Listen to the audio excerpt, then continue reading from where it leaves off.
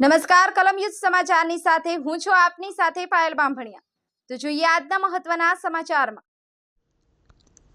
શિક્ષણ મંત્રીના વિસ્તારમાં આવેલી સરકારી શાળામાં આપ ગુજરાતના મહામંત્રી શ્રી રાકેશ સિરપરાની આગેવાનીમાં તમામ કોર્પોરેટરોએ સફાઈ અભિયાન હાથ ધરી રચનાત્મક વિરોધ કર્યો।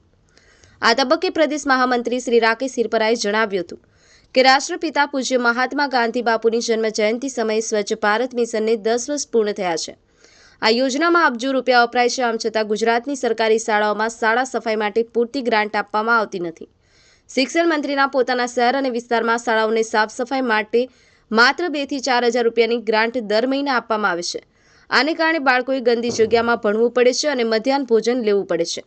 ગુજરાતના તમામ વાલીઓ વતી અમારી માંગણી છે કે ગુજરાતની તમામ સરકારી શાળાઓમાં કાયમી સાફ સફાઈ કર્મચારીઓની નિમણૂક કરવામાં આવે અને નિમણૂક ન થાય ત્યાં સુધી શાળા સફાઈની ગ્રાન્ટમાં વધારો કરવામાં આવે। બ્યુરો રિપોર્ટ કલમ યુદ્ધ સમાચાર રમેશ સત્યની સાથે।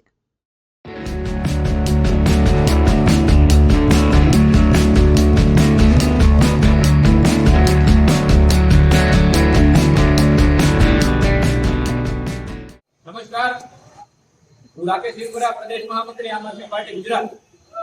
આવતીકાલે સમગ્ર વિશ્વ પૂજ્ય મહાત્મા ગાંધી બાપુની જન્મ જયંતિ ઉજવશે।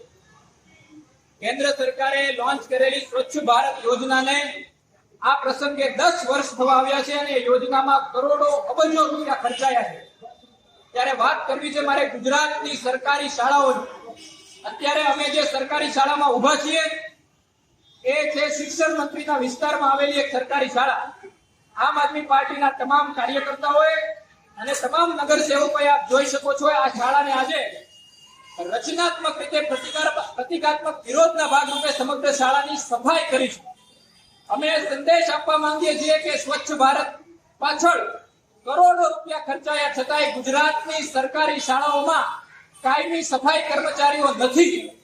અમારી માંગણી છે કે કાયમી સફાઈ કર્મચારીઓની ગુજરાતની તમામ સરકારી શાળાઓમાં નિમણૂક કરવામાં આવે અને જ્યાં સુધી આ નિમણૂક ન થાય ત્યાં સુધી સરકારી શાળાઓને સાફ સફાઈ માટે જે ગ્રાન્ટ આપવામાં આવે છે એમાં વધારો કરવામાં આવે।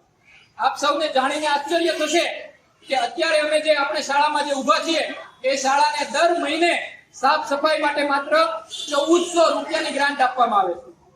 ગુજરાતની અલગ અલગ સરકારી શાળાઓમાં 2 થી 4 હજાર રૂપિયા સુધીની દર મહિને ગ્રાન્ટ આપવામાં આવે છે। આટલા પૈસામાં એક આખી શાળા એક મહિનામાં કેવી રીતે સાફ થઈ શકે?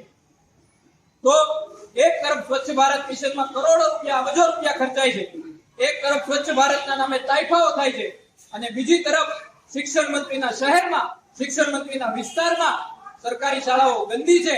એ સરકારી શાળાઓને સાફ સફાઈ માટે પૂરતી ગ્રાન્ટ નથી મળતી। તો આજે અમારી માંગણી છે, આમ આદમી પાર્ટી ગુજરાત સમગ્ર ગુજરાતમાં આ મુદ્દે શિક્ષણ મંત્રીનો વિરોધ કરશે, રચનાત્મક વિરોધ। અમે સાફ સફાઈ કરી અને સૌપ્રથમ પહેલા અમારું નૈતિકતા સાબિત કરીશું, રચનાત્મક વિરોધ કરીશું અને સાથે સાથે અમારી માંગણી છે કે ગુજરાતની તમામ સરકારી શાળાઓને સફાઈ કર્મચારી આપવામાં આવે અને ત્યાં સુધી એને જે ગ્રાન્ટ આપવામાં આવે છે એમાં વધારો કરવામાં આવે। આભાર। જય હિન્દ, જય જય ગરવી।